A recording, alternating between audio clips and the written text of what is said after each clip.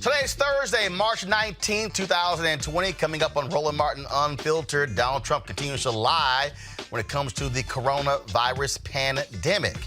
Folks, Brooklyn's bureau president will join us to talk about what local government can do to stop the spread of the virus. Also in Prince George's County, State's Attorney Aisha Braveboy and the ACLU are calling for the release of some prisoners who are at the risk of contracting COVID-19. We'll have her on the show. Plus, there's a lot of misinformation circulating on social media. We'll have a black healthcare expert breaking down the facts and what is fiction. Also, we'll show you what a pastor in Atlanta said about why churches should be closing in response to coronavirus. Folks, we've got some of the top black experts. You're not going to see them on cable news or broadcast news because you swear black people aren't experts when it comes to this health crisis. That's why we have this show and why we do what we do every day on Roland Martin Unfiltered. It's time to bring the funk. Let's go. He's got it. Whatever the biz, he's on it. Whatever it is, he's got the scoop, the fact, the fine. And when it breaks, he's right on time and it's rolling. Best believe he's knowing. Putting it down from sports to news to politics. With entertainment just for kicks, he's rolling. It's on go, y'all. It's Roland Martin, Rolling with Roland now. He's funk, he's fresh, he's real, the best, you know he's Roland Martin now.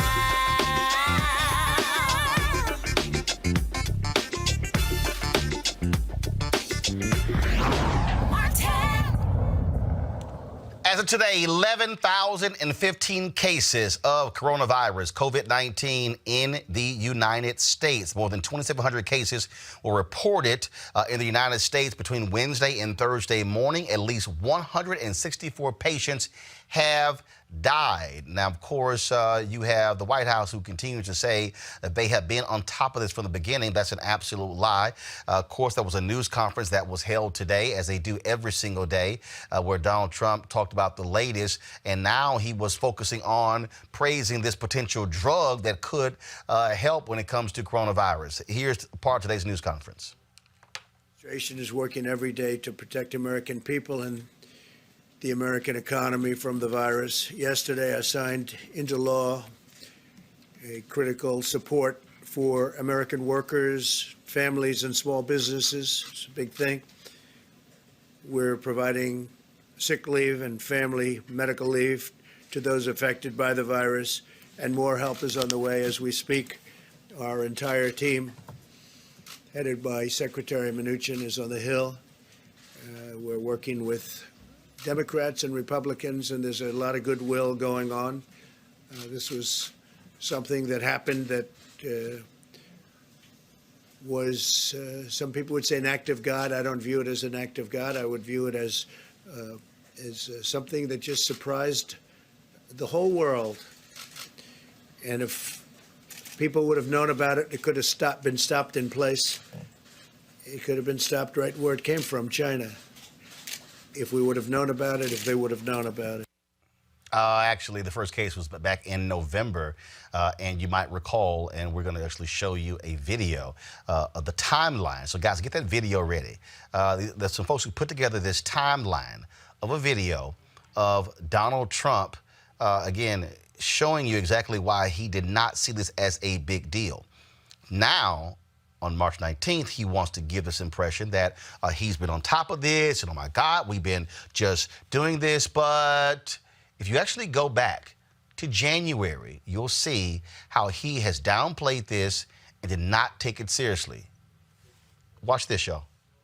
We have it totally under control. It's one person coming in from China. We think we have it very well under control. We pretty much shut it down. Coming in from China. You know, in April, supposedly it dies with the hotter weather. When it gets warm, historically that has been able to kill the virus. People are getting better. They're all getting better. And the 15 within a couple of days is going to be down to close to zero. It's going to disappear. One day it's like a miracle. It will disappear and you'll be fine. They're going to have vaccines, I think, relatively soon. Not only the vaccines, but the therapies. Therapies is sort of another word for cure. We're talking about very small numbers in the United States. Our numbers are lower than just about anybody. It's really working out. And a lot of good things are going to happen. And we are responding with great speed and professionalism. It's going to go away. Yeah, no, I don't take responsibility at all. We're going to all be great. We're going to be so good. This came up, we came up so suddenly. This is a pandemic. I felt it was a pandemic long before it was called a pandemic. All you had to do is look at other countries. The coronavirus, you know that, right? Coronavirus. And this is their new hoax. We're 15 people in this massive country. And because of the fact that we went early, we could have had a lot more than that. We're doing great. Our country is doing so great.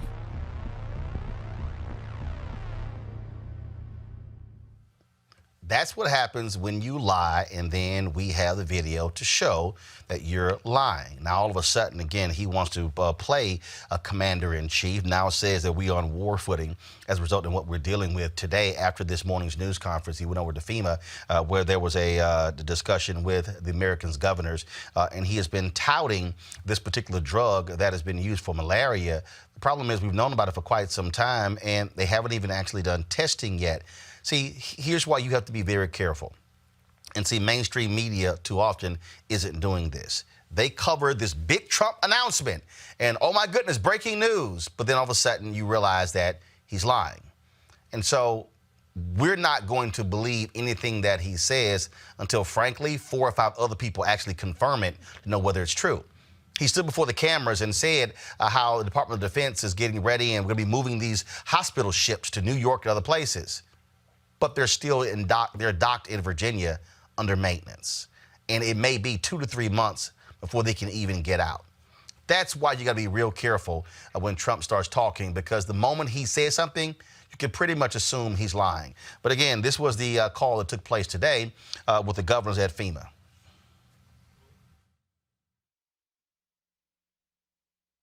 I don't want to get into no fights with pastors, but let me say this. Our mortgage here at our church is $100,000 a month. Kill that video. That's a pastor's. This here is a video. That video is wrong. This is the video of Trump today at FEMA talking to the governors. He has approved a compassionate use for a significant number of patients. We have a drug called chloroquine. A derivation would be hydroxychloroquine, which I hear even better about. It's a common malaria drug. It's been available, so therefore the safety level we understand very well. It's been relatively safe, and it showed very encouraging early results, really encouraging. If this works as well as hopefully it might, the FDA, which would have taken normally much longer to do under our great secretary, has been fantastic. The head of the FDA has been Dr. Hahn, Dr. Stephen Hahn. He's been fantastic. He got it approved very quickly.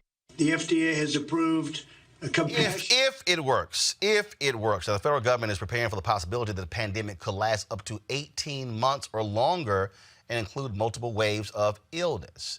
That's really what changed his tune. When the Department of Health and Human Services presented this report that said upwards of 2.2 million Americans could actually die over 18 months, then all of a sudden, he wants to now begin to play president. That really only lasted 24 hours. Now, there's also continuing to be a shortage of medical equipment, and the spread of the virus is showing no signs of slowing down. Now, Treasury Secretary Steve Mnuchin said the government is looking at mailing Americans cash assistance, and legislation that's passed by Congress could provide paid sick leave to some workers. But again, they're still trying to figure out exactly what that is. Going back to this whole issue of medical equipment, today's news conference, they talked about the shortage of masks in hospitals and how they talked about, how Pence said he met with 3M and then they can do $35 million a month. Okay, guys, so let me do this here. So this, I want you to control room. I want you to get that video ready because I want you to show that calendar. Pence says Trump sent him to Minneapolis to meet with 3M and how they can mass produce 35 million a month, they can do 420 million masks in a year. He mentioned another company that can do around 100 million or so masks a year. Okay, it's March 19th. Now you remember, and we're gonna play that video again. January 22nd, Donald Trump said on CNBC, oh, one person from China, we pretty much got this whole thing contained. So if you go to February 1st, had this administration used their brains and looked forward, and if they had ordered the companies to begin to produce the masks needed, guess what? Today, you would have been able to have 35 million across the country, high-quality masks, in hospitals, as well as to emergency workers. But the folks in the administration did not take this seriously. And what is more shameful, it took Tucker Carlson of Fox News to leave his home in Florida, to drive to Mar-a-Lago, to meet with Trump, to get Trump to all of a sudden take it seriously. And now you have the Fox News personalities who are now saying, oh, we always told you this was going to be a major deal, when in fact they were parroting Donald Trump and not taking this seriously. So we're going to play for you again that video that was put together so you can actually see the timeline and why these folks are lying. Here it is. We have it totally under control. It's one person coming in from China. We think we have it very well under control. We pretty much shut it down coming in from China. You know, in April, supposedly it dies with the hotter weather. When it gets warm, historically, that has been able to kill the virus. People are getting better. They're all getting better. And the 15 within a couple of days is going to be down to close to zero. It's going to disappear. One day it's like a miracle. It will disappear. And you'll be fine. They're going to have vaccines, I think, relatively soon. Not only the vaccines, but the therapies. Therapies is sort of another word for cure. You're talking about very small numbers in the United States. Our numbers are lower than just about anybody. It's really working out, and a lot of good things are going to happen. And we are responding with great speed and professionalism. It's going to go away. Yeah, no, I don't take responsibility at all. We're going to all be great. We're going to be so good. This came up, we came up so suddenly. This is a pandemic. I felt it was a pandemic long before it was called a pandemic. All you had to do is look at other countries. The coronavirus, you know that, right? Coronavirus. And this is their new hoax. We're 15 people in this massive country. And because of the fact that we went early, we could have had a lot more than that. We're doing great. Our country is doing so great.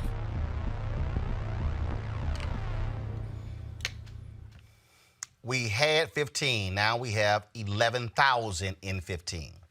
In Italy, the death toll has risen to 3,405, overtaking China, of course, where all of this began. It is just unbelievable to what is happening here. Let's bring in our panel. Dr. Greg Carr is the chair of the Department of Afro-American Studies at Howard University. Reese Colbert, which one is it? Colbert. Black Women Views, and also joining us via Skype is Erica Savage Wilson, host of Savage Politics Podcast. Greg, I want to start with you. The moment he opens his mouth, he's lying. And what happens is how the media treats this. He talks and they say, oh, something new. No. You can't assume that because he lies and will stand there and repeat a lie, and then Fauci or someone else will step up and actually give the truth when he just lied 3 minutes ago. That's exactly right. Our brother Kamala Bell tweeted something a few minutes ago. He said, what if they just put him in front of a fake camera with nobody in the room and let him talk to that fake camera while the rest of us go try to work this out? I tweeted him back. I said, there it is, brother. Because, you know, I mean, looking at the people behind Trump has become an exercise akin to, and I know you remember this, the Politburo used to watch the people standing behind Khrushchev or Stalin looking for any, and you see these people tortured. The other day when your colleague and our dear friend, Yamiche Sender, asked him about that China racist remark, you could see the woman on the left kind of squint like, what the hell's going on? But every calculation they've made has been a political calculation. hopefully we'll get a chance to talk about Andrew Ross Sorokin, who wrote in the New York Times today that one solution, while they're going to cut everybody a $1,000 check, might be actually to give a no-interest loan payable over 5 years to the businesses and employ everybody. I mean, it's a really fascinating thing, but Trump is not thinking like that. Everything is being made with political calculation in mind, from his China racism to the call. I listened to the call with the governors. I watched the call. Brian Kemp laid out, Mr. President, thank you so much. Sounding like everybody on the stage, thank you so much, will you leave this hospital ship afterward? And then you hear the governor of Louisiana, don't nationalize the don't federalize the National Guard. Everything is being catered to one man. This is turning into something very ugly. So I agree with Kamala. Put him in front of a toy camera and let's get to work trying to solve this, because that dude is going to run us into a ditch. And what we're dealing with here, Erica, is a growing problem. When the question is asked about testing, they say thousands and thousands and more are being made available. You notice no specific number. When they say we have more and more labs that are coming online doing testing, they don't give a specific number on how many labs, how many tests are being processed by each one of those labs. Then today's news conference, when a reporter began to ask about the issue with hospitals and shortages, and then Trump goes, "Oh, well, that's not what I'm hearing. I'm hearing everything is fine." And you're sitting here going, "What the hell are you talking about?"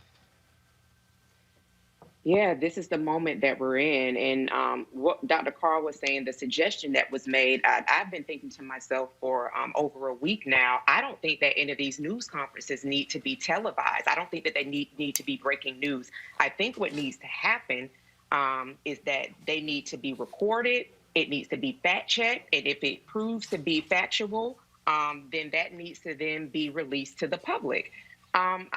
You know, he's touting himself as a wartime president. I don't know that there are really any heroes at war.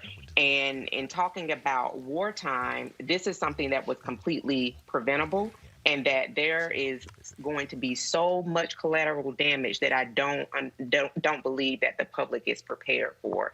So now that we have governors essentially functioning as presidents of their own state, I'm really, really hopeful that people will begin to see the seriousness of what's happening, not only within the United States, but all across the globe, because it does impact each and every one of us. Reese, at the news conference today, Trump says, well, you know, these governors, they should be getting, you know, they should be going out and getting this equipment themselves, that you know, the federal government is not clerks.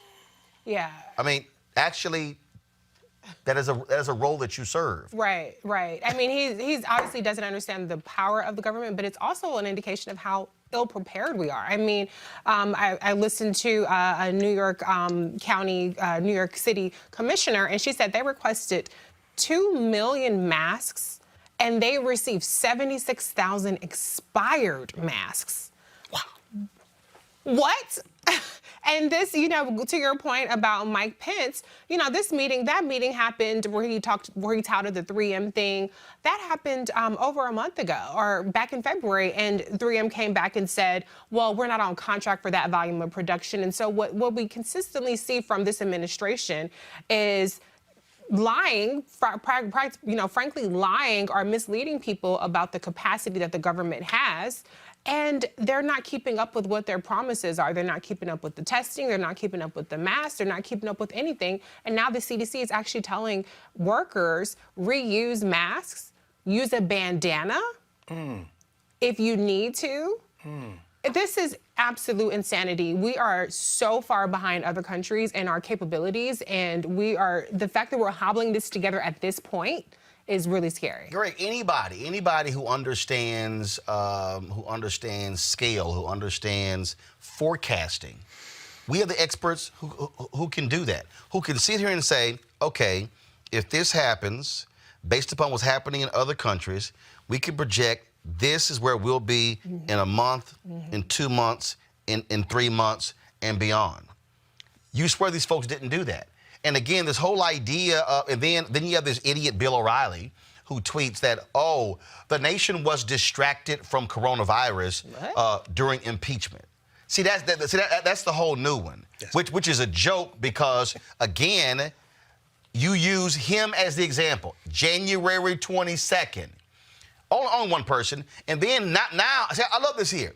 And I was sitting trying to think of the best analogy to do this. It's sort of like when every time he says, well, no one gives me credit because I stopped all travel from China, and had we not done that, it would be far worse. That's sort of the equivalent of a friend riding with you, and they gave you $10 for the gas in the car one time. Yes, sir. And every time they ride with you, they remind you, I gave you that $10 one time. You like, yes, sir. Oh, so you think that one thing you did is just makes up everything else? That's what you're dealing with here. Yeah. And then you have the people like, oh no, we should the Greg Gutfields of the world on Fox. Oh no, we should stop all this stuff and band together. No, not when this lying dude is standing at the news conference taking shots at everybody. That's right. He's taking shots at Governor Inslee in Washington State. That's right. Taking shots at Governor Cuomo. That's right. Taking shots at the governor in Michigan. He takes shots at, he stood yesterday, he said, Sleepy Joe Biden. I mean, that's what he does. And so you somehow expect us to respect you and listen to you when that's what you do? Hell no. No, Roland, in fact, this is where you always make this point when it comes to journalism. This is where journalists are separated from people with access to public forums. There has been so much good reporting in the last month in the Times and the Guardian, so many other places, and every night on this show, all you folks out there who have your young people now sequestered, all the school districts and every college in the country, you need to now be directing them as part of their curriculum to read the best information, to look for the best sources. Grandma, you may not be able to turn on a computer. Big Mama and them, Big Papa, get your child, get your teenager to now go surf the web and find this information. Why do I mention that? I was listening to Ayanna Pressley today, had a press conference with a doctor who explained very easily they're taking calls. This is happening all over the country. But we're dealing with disaster capitalism. Bottom feeders like the far right, race mongers, Fox News saying they're now going to provide free access to everyone because they see this as a moment to make gains. They are spreading disinformation. It's in the newspapers. The Times did an extensive report, for example, on the fact that the Obama administration ran a model of what would happen with a virus coming out of China, turned it over to the Trump administration, and many layers below the political appointments, under the Trump administration, they did a similar model. And guess who was getting the intel all the time? It's been leaked now. Somebody surreptitiously recorded Richard Burr in North Carolina at a conversation where he admitted as much because he's on the Senate Intel Committee. And guess what the paper just reported? This dude sold between $500,000 and $1.5 million worth of stock over the last month just before the thing cratered. He's insider trading on the information. They knew. And it's in the papers. It's on your show every night. Young people, turn off the Netflix or whatever y'all doing and inform yourselves and turn off Donald Trump because every decision they're making is a political decision. You talk about the folks who do this thing right, Erica. You look at Governor Andrew Cuomo today.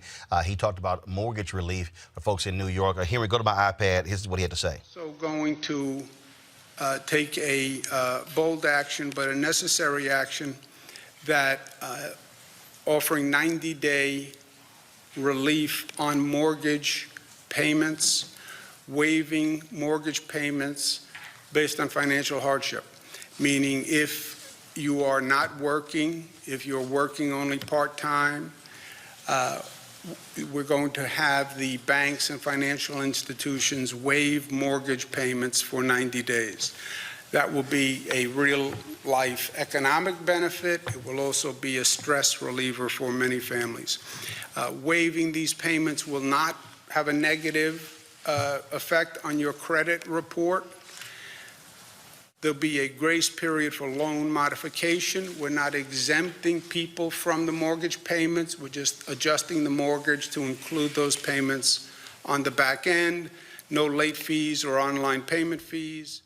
Again, that's Governor Andrew Cuomo. You see, again, governors who are having to take the lead because, frankly, you're not getting the kind of information that you should be getting out of the federal government.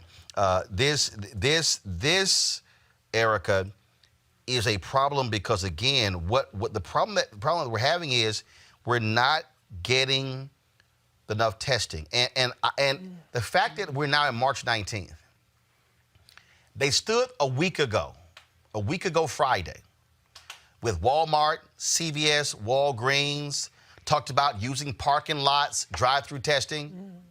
None of it's happened. There are no details. It was all for show for the purpose of a short-term gain in the stock market last Friday. That's right. Right. I mean, Donald Trump is essentially a magical elf, and that's how he's presenting himself, always trying to find a short-term solution to something that literally requires a level of critical thinking. And so what Andrew Cuomo, Governor Andrew Cuomo, and other officials are exhibiting is something that has been lacking since this regime has been in place, which is leadership. When you think about the global supply chain that's really now bottlenecked, I'm from Albany, Georgia, and there's a piece where it talks about specifically my hometown. We only have one hospital, Phoebe Putney Hospital, because it bought out another hospital, Palmyra Hospital, one hospital that services roughly about 90,000 people in the city and the county. But then there's surrounding counties as well, where you're talking about towns where there are only, a few thousand, maybe 30, 40,000 people. HBCU, Albany State University, all these other different school entities that rely on one hospital. That hospital now is making DIY masks because this incompetent and sycophantic regime did not find it important enough to put people in front of Donald John Trump Jr. So, as we continue to absorb all of these things and the impact that it's having, you're seeing people then at the local and state level having to make disastrous decisions so that they can continue to serve people who may be impacted, but not, maybe or not impacted with coronavirus, but then also to protect themselves because they have families that they have to go to as well. And so again, like as you said, if back in February, there would have been some level of decisiveness, there would have been some actual leadership to happen after he dismantled the global health team that, again, under President Obama had been established back in 2014, handed off so that, listen, if there was any type of crisis, especially the ones that were forecasted to come down the pipeline, that there is an infrastructure in place. So since that's been dismantled in 2018, and since he continues to lie and all of these individuals surrounded by him are spoon-feeding him what truths they want him to have, we are all in the public and really globally paying the price. So my hope is that as we continue to move through this, that people will actually take these unfortunate, painful decisions with them as we near going to November. Greg talked about the story that Tim Mack did for NPR. Henry, go to my iPad. It says, intelligence chairman raised virus alarms weeks ago, secret recording shows. See if we could pull this audio up. I think the audio is playing, so. DOC. NPR has obtained a secret recording taken 3 weeks ago. You're going to hear the voice of Senate Intelligence Committee Chairman Richard Burr, Republican in the Senate. You're going to hear him warning a private audience about how the coronavirus would impact the United States. There's one thing that I can tell you about this. It is much more aggressive in its transmission than anything that we have seen in recent history. It's probably more akin to the 1918 pandemic. More akin to the 1918 pandemic is what you heard him say there. This was a stronger message than most Americans were hearing at that time. And Burr's comments raised questions about why an audience at a lunch on Capitol Hill would get what seemed to be a more frank assessment than the general public. NPR's Tim Mack is the one who got his hands on this recording and is with us this morning. Hi, Tim. Hey there. Okay, so who was the senator speaking to in this clip, and where did the tape come from? Well, the luncheon was organized by the Tar Heel Circle, which consists of businesses and organizations from North Carolina, the state that Senator Burr represents. Membership in the Tar Heel Circle costs between $500 and $10,000. Burr was talking candidly about his assessment of about how bad the coronavirus might become in the U.S. And the tape comes from an attendee who became alarmed about Burr's dire warnings, so began to record. Oh, so worried and saying this sounds... if you go to npr.org, you can actually hear Tim's whole report. Reese, here's what is so great. This is the guy who is the chair of the Senate Intelligence Committee. Right. This is the guy who is getting information that is classified. We know that there is a unit of the intelligence community that was tracking the coronavirus very early and alerted folks all the way up the chain of command. Right. To Greg's point, the folks at ProPublica actually broke the story. And then this is the headline right here. Go to my iPad, Henry. Senator Burr sold up to $1.5 million in stock 1 week before the market tanked. The story was done by the folks at ProPublica. Folks, check this out. It says Burr's committee was reportedly receiving daily briefings about the coronavirus at the time of his February 13th selling spree. Look at the date, folks. February 13th. During which he sold off anywhere between $582,029 and $1.56 million worth of holdings. Specifically, he sold off up to $150,000 worth of Wyndham Hotels and Resorts shares and up to $100,000 of Extended Stay America shares. 1 week after Burr sold his stocks, the markets tanked and have lost about 30% since. Wyndham Hotels stock has reportedly lost 2/3 of its value, while Extended Stay America shares are worth less than half of what Burr sold them for. Reese, here's what's interesting about this here. If you actually looked at the economy at that time, travel was fine. Yeah. Hotel stays were up. Yeah. What other rationale would you sell them than, something's about to come down, I need to unload my stocks? Yeah, I mean, it's Republicans doing what they always do, which is putting profits and self-interest before country, rather. That's the same time that Senator Kamala Harris was calling the administration officials for a public hearing and taking them to task for not bothering to show up and not having a good excuse. And then on the other hand, you have a Senate leader, Senator Burr, who is trying to, protect their pockets. So that is just a classic case of how the Republicans operate versus how the Democrats operate in this situation. Senator Burr definitely has the power to call hearings. He has the power to help get this information out there, and he's instead giving a private audience to his donors. And it's just appalling. And this is the information gulf that we're seeing. We're the ones that are being kept in the dark. And what we are given is mixed messages, a lot of times disinformation, even from the administration themselves. The Republican and Senate, that's a whole different story of just flat out apathy and not giving a damn about what's happening to people, not to corporations, but to people. Folks, joining us right now is the Bureau President in Brooklyn, Eric Adams. He joins us via Skype. Glad to have you here, President Adams, on Roland Martin Unfiltered. Thank you, Roland. Good to be with you as well. You're also running for mayor of New York City as well, so we want to go ahead and make that point. Let's talk about this here, this whole issue of what's happening in places like New York City. The reality is we've heard Mayor de Blasio say shelter in place, prepare for the worst. Today, Governor Andrew Cuomo, yesterday he said companies at no more than 50% in terms of employees. Now it's been raised 75% where the folks, non-essential folks, can't be in the office.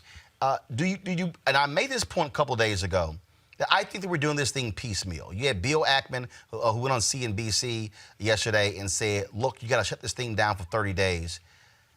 At what point do leaders step up and say, you cannot do mass testing unless you actually shut it all down to get a true handle on what's happening in this country? Agree or disagree? Agree 100%. And in addition to that, we need to do a real analysis of how we are approaching this crisis. To the heads of my hospital in Brooklyn. For those who are not familiar, Brooklyn is one of the 5 counties in New York. It's the largest. If it was a separate city, it would be the 3rd largest city in America with 2.6 million people. 47% of them speak a language other than English at home. When I spoke to the heads of my doctors, presidents of my hospital, they told me all the testing you had to go through the Department of Health, the State Department of Health. For every request they requested to have a test, 9 of the people were denied, 1 were allowed to get the test. That's extremely significant because you're seeing particularly in Brooklyn, there's an undercount because 9 out of 10 people were denied the test. I believe if you do analysis across America to those communities of color, you're going to see that there's an under-testing problem. So we really don't know how much this virus is impacting those communities of color. If it's happening in New York, I assure you it's happening across the country. And I think it's imperative that we have a real conversation about how do we shelter in place to really deal with this issue. And again, the last thing in the world I want to see is a national shutdown where everyone is sheltered in place. But you look at finally where you have the governor of Florida who's been shameful because they were sitting here scared of losing spring break money. You had thousands of people congregating on beaches. Initially, you had states who were moving to say no more than gatherings of 1,000 people. Then some said 500. Then some said 250. And the CDC said 50. The next day, the CDC said 10. And the reality is there's no way to get a handle on who's infected and who isn't unless you do massive testing. Look, today, and here's what's unbelievable. You talk about 9 out of 10, Sean Payton, head coach of the New Orleans Saints, has announced he tested positive for coronavirus.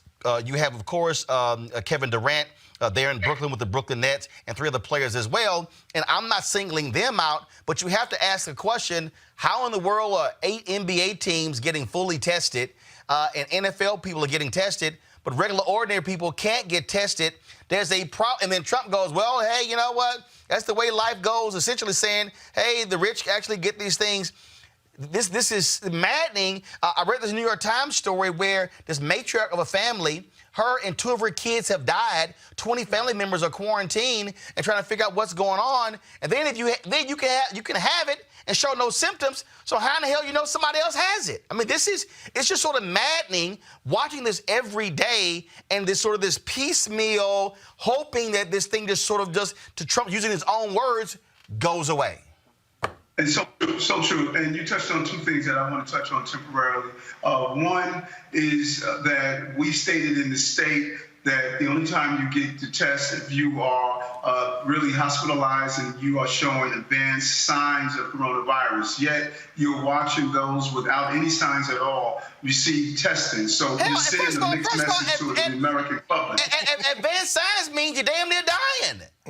Without a doubt. And then when you look at the methods of testing, how are we allowing everyday people to receive the test? And that is what we're fighting for now. But also, are we using technology effectively? I'm speaking to you via Skype. You know, why are we using telemedicine? Telemedicine is a powerful tool to screen out those individuals who have questions that they want to ask. We just opened a telemedicine command center at my Brooklyn hospital, and it allows people not to overclog emergency rooms. And this is something we need to infuse into the healthcare crisis. But the real question Americans need to be asking is, we said a year ago, no, this has been predicted for the last 10 years or even more. We know we have superbugs. We know we're going to get a virus. Where's the playbook? How come we're not ready and we're caught flat-footed on these issues that we should have been prepared for, not only on the national level, but the state and the city levels? We knew this was happening. We should not be trying to figure this out right now. Well, first of all, the Obama folks, before Trump was sworn in, they went through an actual exercise that dealt with this, and pretty much the Trump people just blew it off and didn't take it seriously, and then wiped out many of the people who were actually supposed to be doing it. You talk about with the Brooklyn Hospital Center in Fort Greene with this outdoor tent facility to pre-screen people for coronavirus. That makes sense because, unfortunately, we're seeing in Parkland Hospital in Dallas shutting down visitors. I saw a tweet from Mark Lamont Hill. His dad has been ill, 92 years old, has been going there helping, feeding him. He's now moving to a nursing home. He can't go see his dad, and he literally said to me, he said, I may not see my dad ever again if he doesn't get well. Eric Deggans, who's a media reporter for NPR, same thing. The hospital where his mom is ill had had him ordered all folks to leave. He detailed how he was caring for her and was staying on the nurses when it came to changing her IV bag, her saline solution bag, things along those lines. And so you got people who are saying, they got ill parents who are saying, because I can't even visit them now, I may not never see them again. And so with this tent that y'all have set up, so essentially explain to folks what it does. So is it pretty much that you still have the hospital that's operating, and then the people are not entering the actual hospital, they're going in this tent? It's so important because here's the problem that we're facing across the entire country.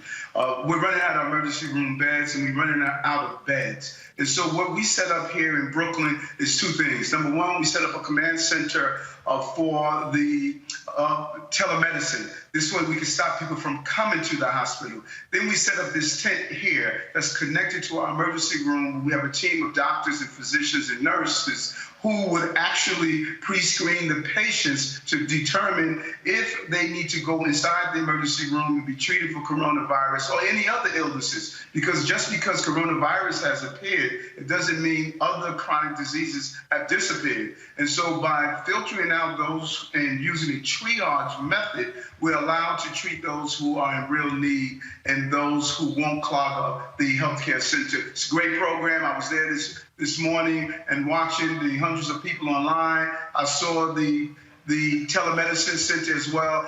All of our hospitals in our country must start looking towards telemedicine and looking towards how do we pre-screen people. This is obviously a continuing problem, and unfortunately, we are not seeing the kind of results. I do have to ask you this here. I saw one story. I saw several stories. How are you dealing with your employees? I saw a story that said that like 60 or 65 out of your employees have to come in, and you made a point that you said it was unfair to hourly workers compared to higher paid salaried workers. Explain that. And that's a great question. First, none of my employees that wanted to stay home, I refused to allow them to stay home. 5 employees came to me. They said they wanted to stay home. I said, you have a right to do so. We're not going to do that. I'm so proud of my employees because they stated, we want to be in the office. We have all of these people who are in crisis. We want to deal with them. What the city put out, they stated that all non-essential employees, those are managers, they told them they can stay home with their families, and all the other employees, they have to come in. I said, that is not right. My managers are paid more. If you pay more, you do more. I'm not going to sit home, my managers who are paid at the highest end, and tell my everyday hourly employees, you have to come in. And that is what, when you hear the term of telecommuting is something that is given to the high end of the employee and civil service pool. Over 350,000 New York City employees, 10% of them can telecommute, non-essential. That's the high end of the spectrum. That is not my bus operators who are predominantly black. That's not my 9/11 operators who are predominantly black and women. That's not my nursing staff. So I say no to saying the high end can go home and the everyday people who are making the city run, we're treating them differently. That's unacceptable to me. And I told my managers that you will stay with the team and we will all get through this together. All right, Brooklyn Bureau President Eric Adams, we appreciate you joining us on Roland Martin Unfiltered. Thanks a lot. Thank you. All right, folks, we talked a lot about hospitals, we talked about schools, but also what about the people who are actually incarcerated? What is happening there? Although there have been no coronavirus cases reported in Prince George's County Correctional Center, State's Attorney Aisha Braveboy says reducing the numbers is a good idea. Here's a video that she put out. Hello, I'm Aisha Braveboy, State's Attorney for Prince George's County, Maryland. As everyone knows, the coronavirus is seriously impacting our communities as well as others throughout the county and world. In light of this, drastic steps have been taken to curb the spread. It is important that we take steps to ensure that the virus doesn't spread among our jail population. The jail is a place that could present a breeding ground and further prolong this crisis. Therefore, my office is working with the Public Defender's Office to review release conditions for inmates. We will consider cases in which individuals are charged with low-level offenses, nonviolent offenses, or who have a short time left on their sentence. Our goal is to safely and judiciously reduce the jail population. While no cases of the virus have been confirmed at our jail, it is important that we work proactively. Together, I am confident that we can contain this deadly disease. As state's attorney, my top priority is the security of every resident, including those housed in our jail. I will continue to implement common sense strategies to promote safety and justice for all. I urge you to be safe and take care of yourselves and your families. Also, please look out for our seniors and those with disabilities. We are a strong county because we care about each other. I am confident that we will get through this and come out stronger together.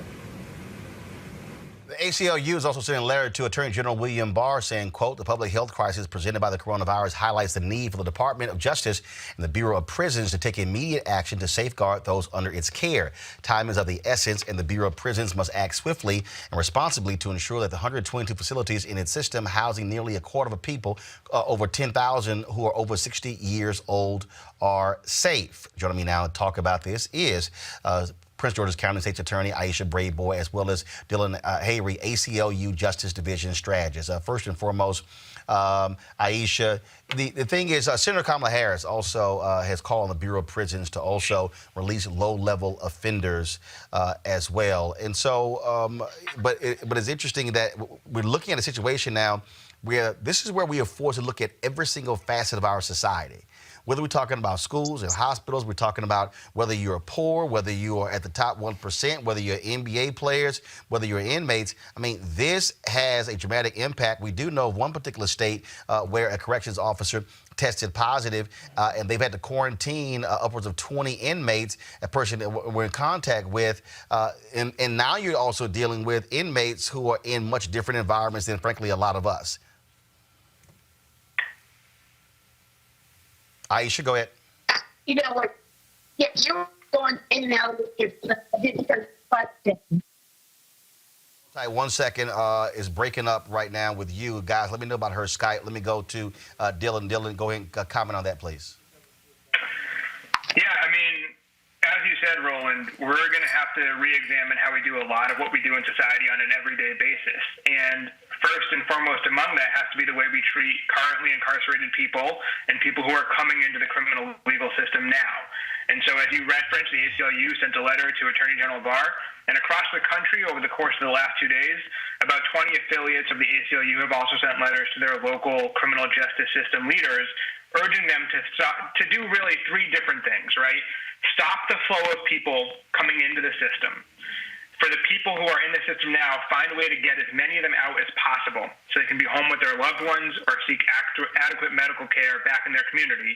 And for those people who remain incarcerated, to make sure that there are plenty of services available, to make sure there is hygiene products available for free, to make sure visitation is not cut off, and where it is cut off, at the recommendation of local health experts, to substitute free calls, video calls, phone calls.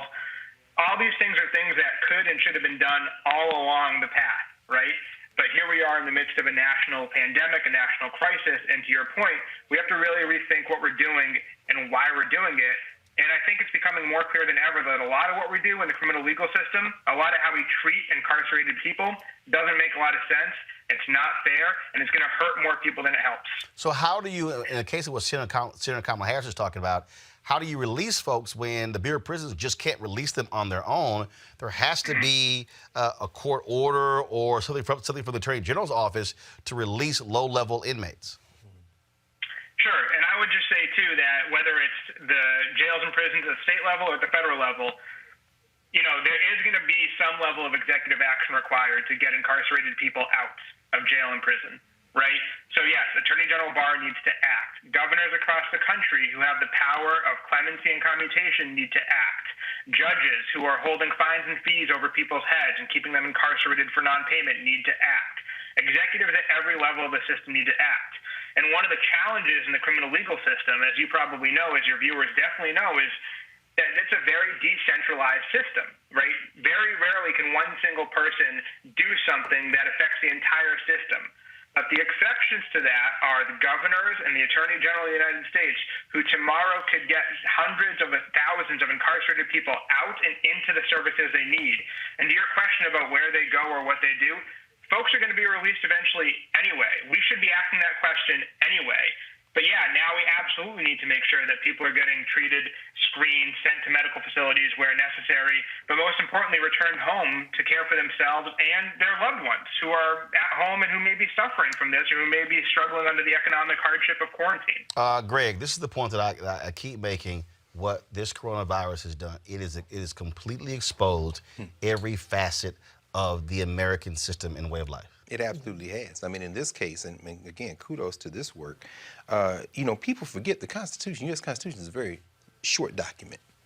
The 8th Amendment, preventing cruel and inhuman punishment, has been interpreted by judge-made law. There's no statutory reason for people to be treated a certain way. It's not written in stone, you have to treat prisoners this way. And everyone out there, think about this. Think of the burden that you feel being isolated in your house, in your apartment. Now, imagine if you are a prisoner and that has become your way of life. Everything from mental health. I mean, you literally go crazy. And think about people who are in solitary confinement. I mean, this is a crisis that's unfolding on a global level. Absolutely. It is also a moment for us to be able to rethink everything that is being exposed in this system. Aisha, we have her back. Again, when we talk about most vulnerable, people just pretty much ignore those who are in prison. But the reality is this here. There are 2.3 million people in America who are in prison, 200,000 on the federal level. And so most of the people in prison in this country are in local, county, and state jails. Yeah, absolutely. There are about 723 inmates in our local county jail. And today, I went into court with my team as well as the Office of the Public Defender, and we were able to agree to the release of about 50 of those individuals today.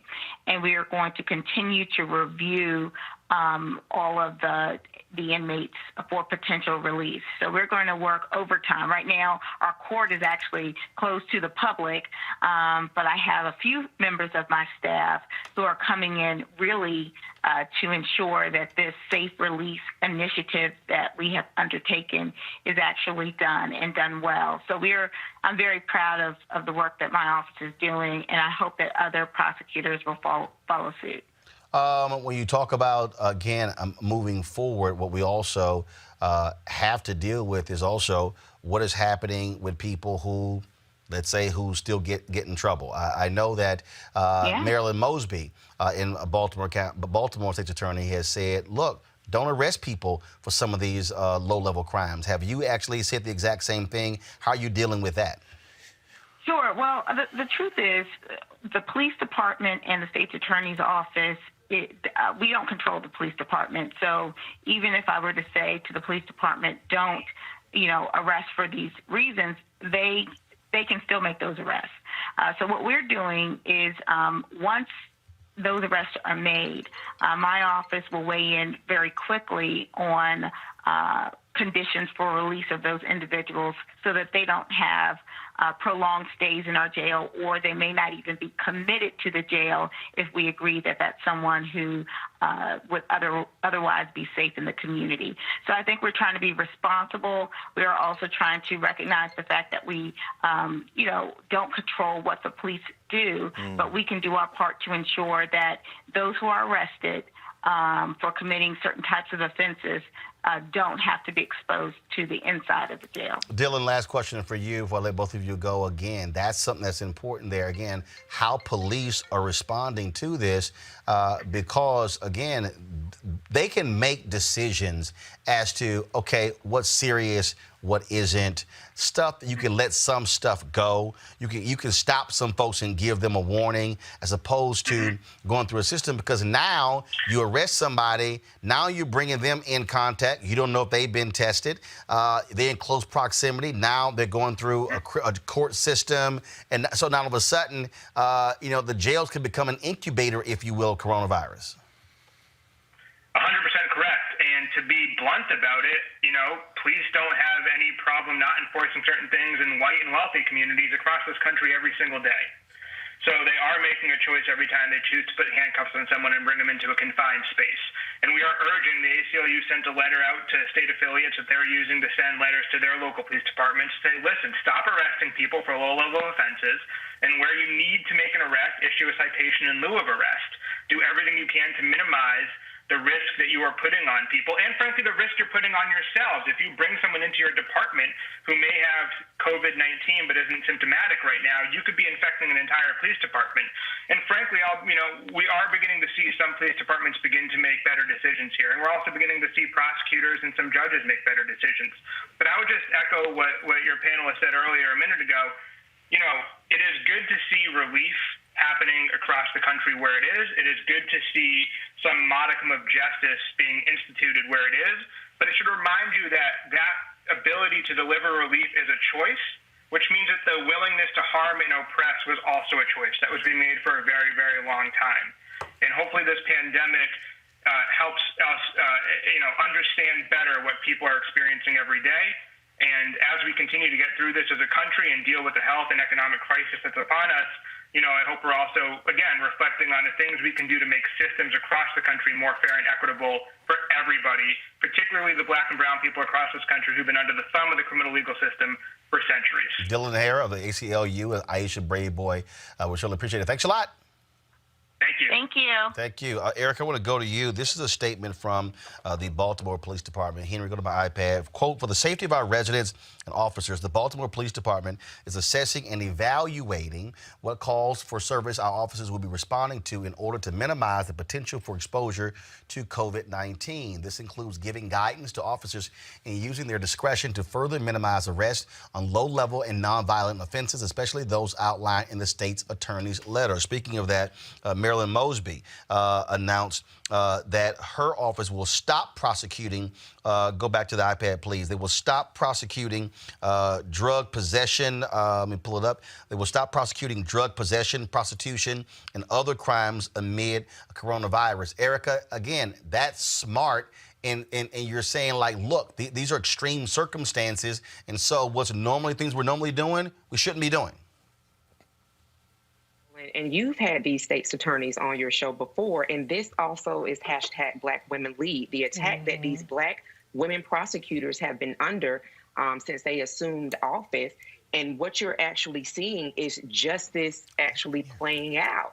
That these folks know that the people that bear the brunt of these policies, incarceration, are Black and brown people. So with the 700 and 23 people that State Prosecutor Aisha Braveboy shared with us in PG County, to read that 623 of those people are awaiting trial, 623 people out of the 700 plus that are actually jailed, that she and her office are going through, and they are pulling people together to say, who is it that we can release? Who needs to remain in jail? Because, of course, we have a lot of the courts that are closed amid this global pandemic. It goes back to what you were just saying, that a lot of how we operate with impunity is really being laid to bear. And so those are things that we have to deal with, it as us in the general public are dealing with some of the isolation pieces that folks in jail have to deal with. And then the other piece that I just want to add to that is that what the ACLU is doing as well in advocating for folks to be released is around saying to prosecutors to avoid cash bail. So what we've been hearing, prison abolitionists, and even prior to that, groups that are really ensuring that folks who are incarcerated do have some level of humane treatment and just advocating on their part. We're seeing that these different pieces that these Black women prosecutors have been advocating for, receiving threats, not receiving support even from their own office, continue to go after, and how that will be a benefit to society as a whole and to those people who are incarcerated. It only makes sense, Reese. It only makes sense because, again, these are extraordinary times. It requires extraordinary measures. Right. And it doesn't make sense. I mean, I remember I was Tashara Jones, sister who is the treasurer in St. Louis, when she announced, we're not going to be giving out parking tickets. Yeah. And then so the St. Louis newspaper attacks her, well, you don't have the authority. Her whole deal was like, What the hell is wrong with you? Yeah. It doesn't make sense to sit here and be slapping people with fines for parking when we're in this extraordinary crisis. Right. Plus, a lot of people are staying at home anyway. It's just smart things to do right now. And some of these people are so ignorant and they don't take into account the difficulty, frankly, other people are having on an everyday basis. Yeah. This exacerbates it. Right. And I think, you know, if you're a person who, for some reason, you just don't give a damn about prisoners because you don't have any morals, the fact of the matter is it's still a public health issue because you have workers that come into work these prisons that then go back into their communities. And so we have to really look at this as a public health situation. The same thing with when we had the immigrants and people felt like, oh, immigrants shouldn't be getting flu vaccines and different things like that, flu shots. You know, we have to stop looking and picking and choosing who is worthy of having consideration. And so I think that the work that the ACLU is doing, Aisha Brayboy, I think that's amazing work that she's doing. Senator Kamala Harris has been all over this. March 5th, she sent a letter to the Bureau of Prisons requesting their preparedness for this outbreak. So this isn't even something that she just is new to. And to Erica's point, yeah, this is absolutely hashtag Black Women Lead. I've seen as a prosecutor, Kamala Harris got raked over the coals, and these Black women continue to go through this. But this is a prime example of why it's important that we have a seat at the table, because we do take different considerations into mind. We have compassion for people in a different manner, and people who will not normally get this consideration. Because Attorney General Barr is not leading the charge on this. The Bureau of Prisons director is not leading the charge on this. It's these Black women leaders, it's ACLU, it's these different organizations that are leading the charge. And so I think that we have to continue to recognize who the leaders are and how they lead differently, and how we need to continue to put those particular people back in power. Greg, moving forward, what we are dealing with, I mean, look, we already hear the report, this may go up to 18 months. I mean, you know, we're now talking moving towards 2022. And I really think people have to get prepared mentally for this, and to understand what is actually happening. I mean, this is not something that, and again, because the federal government has been so lousy with testing, we do not have a handle of what's going on, and as each day progresses, we're left in the same situation of really not knowing what's on the other side. We have to get a handle of what's going on here. And now we're talking about Howard, other colleges, high schools, middle schools, elementary schools, jails. We're talking about small businesses, Black-owned businesses, mid-sized businesses, large businesses. Every sector of it. Ain't nobody, and even if your ass rich, the State Department and the CDC has just issued a travel advisory. Do not leave the country. Yes, sir. Right. Yes, sir. You can have your private. Wait a minute. You can have your private jet all you want to, but you can't. I mean, look. And countries don't want us either. No. I'm just saying. I mean, what Canada's doing, and so this thing, I don't just believe people are really taking into account. No. What the hell is going on here? No, you're right, really Roland. I mean, let's take Trump saying they're going to retrofit private business to do these masks and do some of this. That's under something called the Defense Production Act. That was an act that was passed by the federal government during the Korean War. And signs it, but then goes, I don't want to use it. Right. It's the whole point of the damn law. That's the whole point. It's to use it. But this is the point, Roland, as you're making this. And listen, like you said, all these children who are home from school, K-12, and all those students include Howard, who, like everybody else, has canceled their commencement. My man Nick Cannon's supposed to graduate. I'm like, Nick, he said, bruh, look, I'm good. I got to be with my kids. I'm sequestered in Jersey. I understand. But my point is, everybody's at home. Y'all need to support Roland Martin Unfiltered. Get this thing, keep this thing going, come online, and listen to this very carefully. How many times have you said this, Roland, when we talk about elections? There's no federal election. There are 50 state elections. The United States of America, civics lessons, K-12 and college, there is no such thing called the United States of America as one concept. There are 50 different states and municipalities within those states, and then there's a federal government, and you pay taxes. So watch this. The Fed cuts the rate to 0. The Fed is not the federal government. The money is in the banks. So now what you're saying is, what is the role of the federal government? The role of the federal government is to enhance the life quality and protect the 50 states. So what we're watching, what people don't understand is, at any moment, you can do that taking measures that are only the federal government's to take, like that defense production line, like the fact that Mitt Romney and everybody else saying, well, give everybody $1,000. And then they pass a bill. Then they pass another bill. Now they're talking about passing yet another bill. And where you have Elizabeth Warren and Ayanna Pressley and them are saying, and put loan forgiveness in it. They can do that. But this is the point I want to end with, Roland, to your point you're raising. Again, this Andrew Ross Sorkin thing really is very interesting. Today's New York Times finance page, he says, the government could offer every American business, large and small, and every self-employed and gig worker a no-interest bridge loan guaranteed for the duration of the crisis to be paid back over a 5-year period. The only condition of the loan to businesses would be that the companies continue to employ at least 90% of their workforce at the same wage that they did before the crisis.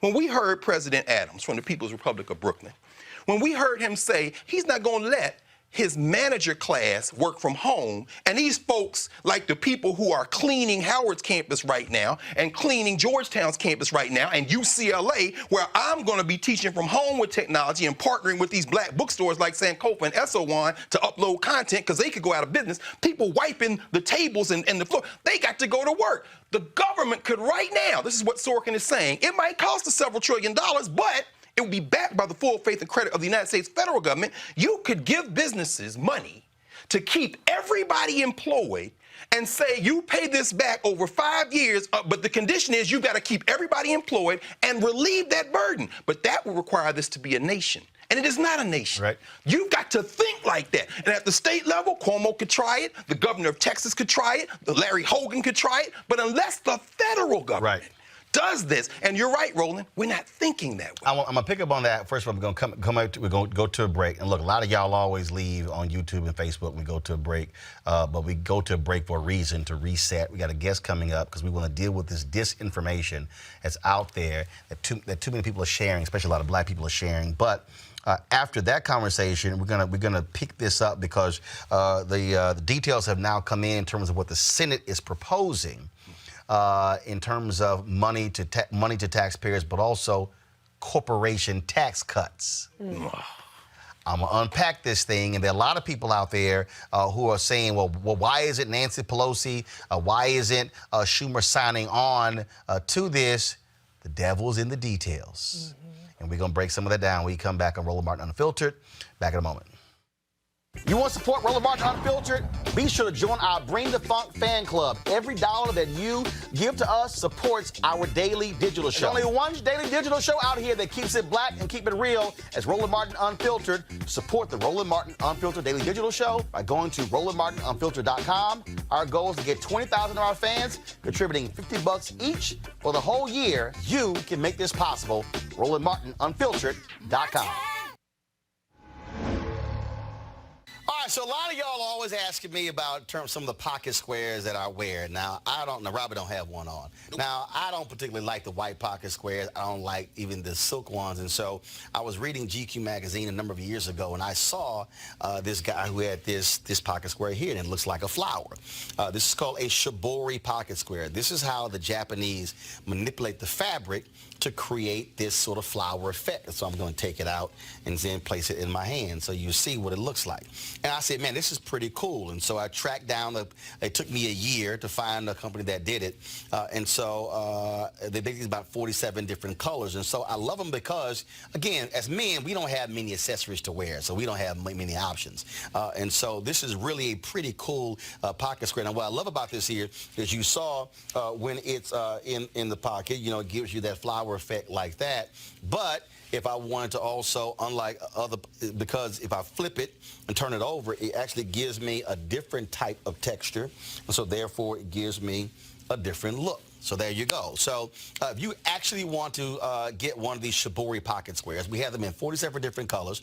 All you got to do is go to RolandSMartin.com/pocket squares. So it's RolandSMartin.com/pocket squares. All you got to do is go to my website, and you can actually get this. Now, for those of you who are members of our Bring the Funk fan club, there's a discount for you to get our pocket squares. That's why you also got to be a part of our Bring the Funk fan club. And so that's what we want you to do. And so it's pretty cool. So if you want to jazz your look up, you can do that. In addition, y'all see me with some of the feather pocket squares. My sister, who's a designer, she actually makes these. They're all custom made. So when you also go to the website, you can also order one of the customized feather pocket squares right there at rolandsmartin.com/pocket squares. So please do so. And of course, that goes to support the show. And again, if you're a Bring the Funk fan club member, you get a discount. This is why you should join the fan club. All right, folks, there's a whole lot of misinformation circulating on social media about how to protect yourselves from COVID-19. You got these people walking around, wrapping themselves in trash bags, going to grocery stores. I don't know what the hell. Some people talking about you can eat garlic to prevent infections. All right, joining us right now is Dr. Sadrina Calder, a board-certified preventative health physician. Doc, how you doing? Hi, how are you? I'm doing great. All right, so you hearing a lot of this crazy stuff out here, and then you got people who coming up with their grandmother, grandmama, granddaddy, back in the day remedies, all this sort of stuff like this here. In fact, I had a tweet a little bit earlier. Even Trump, all the lying that he did about this particular drug, in fact, he stood before the cameras and said that the FDA approved it. That was actually a lie. FDA did not approve it. They're still sitting here. Again, here it is. The FDA has issued a statement clarifying the chloroquine situation. Trump wrongly said the anti-malaria drug was approved for coronavirus. The FDA statement says there is no approved coronavirus treatment. And so what are some of the crazy stuff that you're hearing out there as well? So I'm hearing a lot of misinformation just across the board, all over social media, probably on a daily basis. One of the first things I heard was that Black people couldn't get the coronavirus. That's a lie. And that, exactly. I mean, we've already seen a few NBA players that have been diagnosed with it, Idris Elba, etc. So, yes, that is definitely a myth. I don't know how we came up with that, but the coronavirus does not discriminate against anyone. So, all right. Another myth. I'm sorry. No, go ahead. Another myth is that antibiotics can treat it. That's completely incorrect. So this is a virus that we're dealing with. Antibiotics are used to treat bacterial infections. So that's definitely not true. Okay, so what about all these people who again, like we showed these fools who were spraying their kids with I'm sorry, you can't spray your kids with Purell and think that that's going to ward off coronavirus. I agree. Dousing yourself in disinfectants is not the appropriate way to prevent getting the disease. You can actually be doing harm to yourself. Those are chemicals that you're putting on your skin and potentially inhaling into your lungs. So this is not something that we recommend at all. We continue to recommend the same preventive measures that we've been pushing: social distancing, washing your hands, avoiding sick contacts. If you're sick, keeping yourself away from everyone else and at home, covering your nose and your mouth when you cough and sneeze. Those are the types of things that you can do to properly prevent it. What about this? Okay, so first, is there anything that we can do to fortify our immune system that would keep us strong? So even if someone does contract it, you still have a strong enough immune system. Anything we should be taking? So there's nothing that you can do in terms of boosting your immune system to prevent it from happening, but you can kind of continue to maintain a healthy immune system if you do have one. And that's just by eating a proper diet. So you want to eat enough protein, healthy sources of carbohydrates, healthy fats, get enough sleep. That's a big thing. Getting at least 7 to 9 hours of sleep per night. Exercise. 7 to 9? Yes. Hell, that'd be a miracle if I slept 9 hours. Yeah, I think most people have difficulty getting that amount of sleep, but that is the recommended amount. Doc, how many hours you sleep? Brother, half that if I'm lucky. But I'm listening to the doctor. I want to live, brother. I want to live. Dr. Calder, how many hours you sleep? Dr. Calder, how many hours you sleep? I'm sorry. I'm still trying to make sure I get to that 7 every day. I have trouble with that as well. Child, please. Yeah. If I get to 6, that's a miracle. No question. Yeah, for me too. 6 is doing pretty well for me, but I'm still aiming to try to get 7 every night. I got you. That's something I struggle with now, and I continue to work on. But in addition to that, just making sure you're eating enough fruits and vegetables so that you get all the proper vitamins and minerals that are needed to maintain a healthy immune system. Folks, for y'all on Facebook or YouTube, you got any questions or Periscope, go ahead and post your question, and I'll ask you real quick. Risa, you got a question? No. Erica, you got a question for Doc?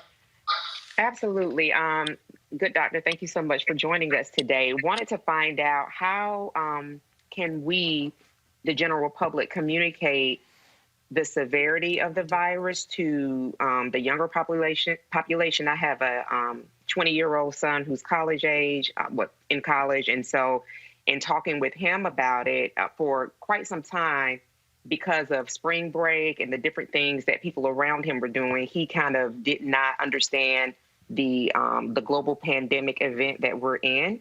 So in this hour, how do we kind of move forward and not have to, I guess, maybe have as many conversations to really kind of make it understood to them that this virus impacts everyone of every age demographic? Dr. Calder? Yes, well, I think it's important that we address one of the myths that is causing, I think, young people to believe that they're not at risk. And that myth is that only older people are affected by the virus. That is definitely not true. We're seeing about 20% of people that are infected with the virus are in the U.S. are in the 20 to 44 age group. So it does affect younger people. And these are hospitalizations, I should mention. 20% of 20 to 44-year-olds are being hospitalized because of the disease. And what young people, I think, don't understand is while they may not be at higher risk for severe illness if they're healthy, or death, not as high risk as 65-year and older individuals, they are at risk to pass the disease along to people who are unable to deal with it. So yes, you may walk around and feel okay, but you may be a carrier of the virus and may be passing it on to an older individual or someone with a depressed immune system. So I think that information is what we need to focus on. So that but you know what, Dr. Calder, I think part of the problem, though, is, and frankly, we've got to blame all those folks who at these news conferences. The problem is they said, hey, if you're young, you know what, you're good. And that was a problem. Now, all of a sudden, we're seeing these cases of 20 people who are 20, who are 25, who are 28, who are 30. In fact, almost 30% of the people who have been infected with coronavirus of the CDC study between 20 and 44, 29% of them between the ages of 20 and 44. And so the people who are talking have got to stop saying it. Yeah. Because it's created this whole invincibility. That's why you got all the people who are out there on South Beach and everywhere else in Florida and other places saying, hey, yeah, we all good, because all they kept hearing is, you're young, you can't get it.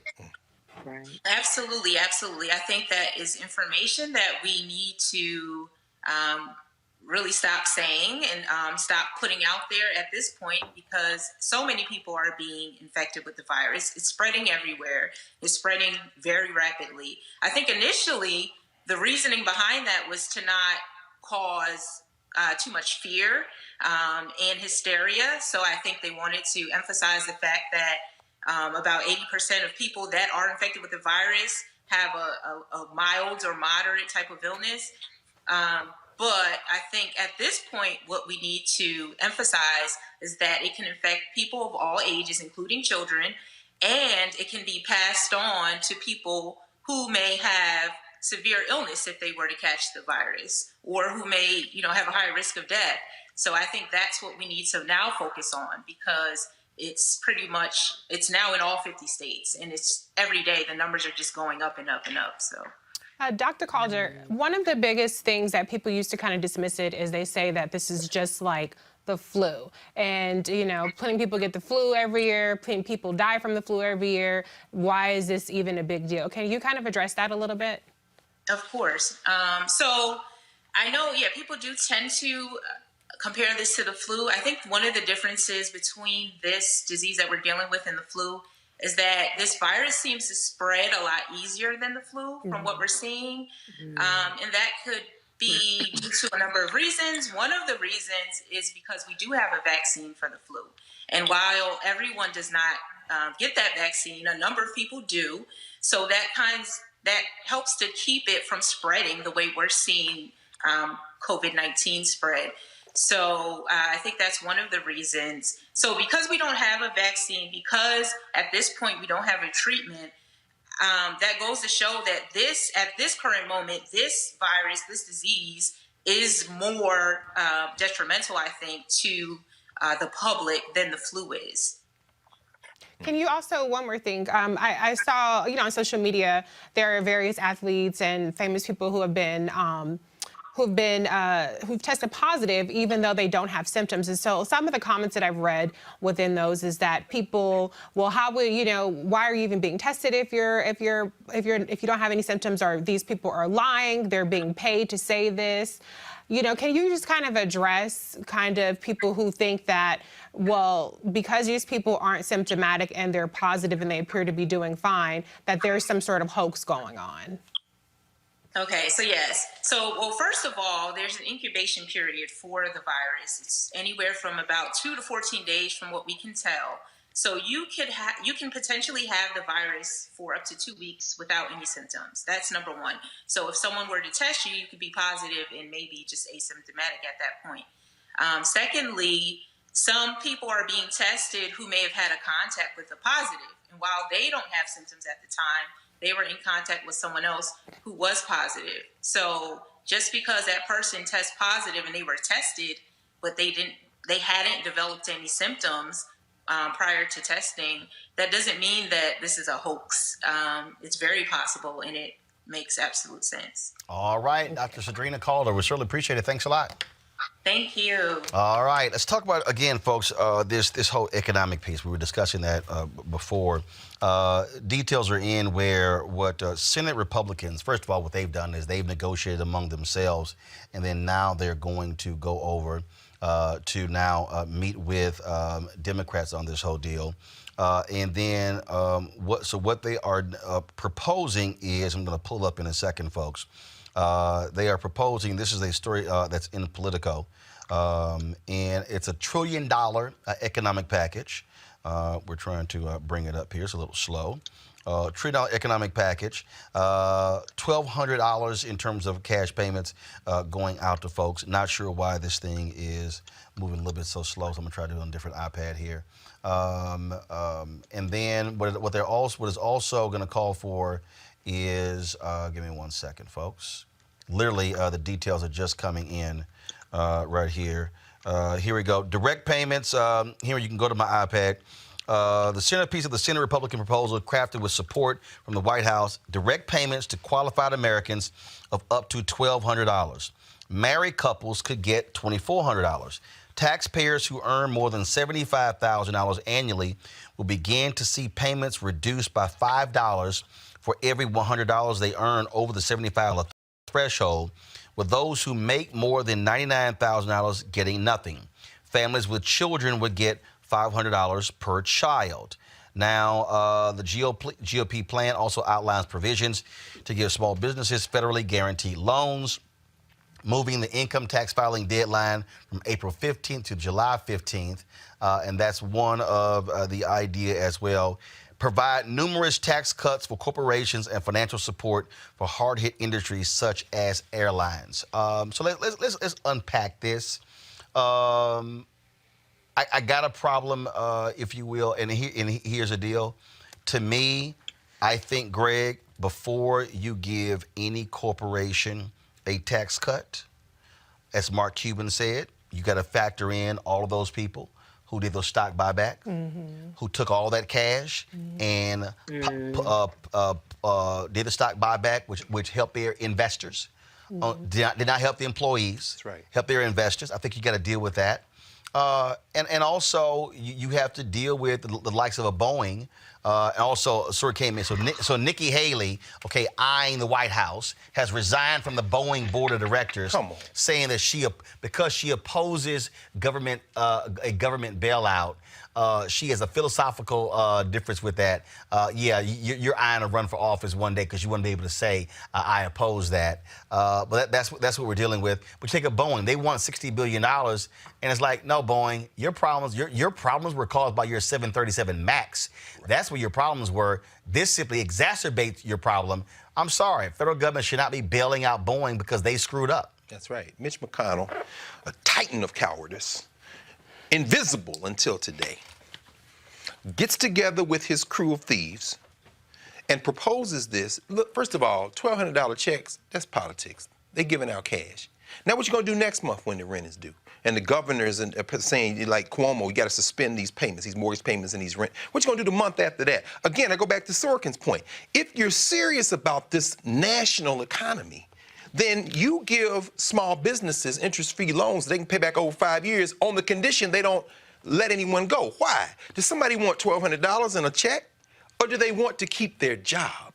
You've got to think differently. This little money here is and meanwhile, you use this opportunity, whether Naomi Klein calls it disaster capitalism, you use this opportunity to raid the public treasury and pay your friends. That's what McConnell and them been sitting back trying to figure out. How are we going to steal some more money? But here's where the thing is going to go off the rails.